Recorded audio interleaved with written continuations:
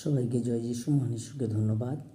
আমি বিষ্ণু। আজকে ঈশ্বরের বাক্য থেকে আমরা দেখব রোমীয় পুস্তক 8 অধ্যায়ের 1 পদ। লেখা আছে, অতএব এখন যারা খ্রিস্ট যিশুতে আছে তাহাদের প্রতি কোনো দণ্ডাজ্ঞা নেই। প্রভুকে ধন্যবাদ জানাই।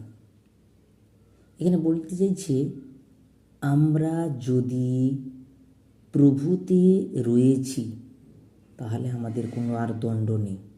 আমরা পরিত্রাণ পেয়ে গেছি। বাইবেলে লেখা রয়েছে যে তোমরা বিশ্বাসে পরিত্রাণ পাইয়াছ। আমরা আর দণ্ড পাবো না, আমরা সেই নরকে আর যাব না। প্রভু আমাদের জন্য যে গৃহ নির্মাণ করছেন সেই গৃহেতে আমরা উপস্থিত হব। তাই আমাদেরকে শেষ দিন পর্যন্ত খ্রিস্টেতে স্থির থাকতে হবে, যিশুতে থাকতে হবে। তবেই আমরা সেই দণ্ডাজ্ঞা থেকে উদ্ধার পাব। আমেন। জয় যিশু।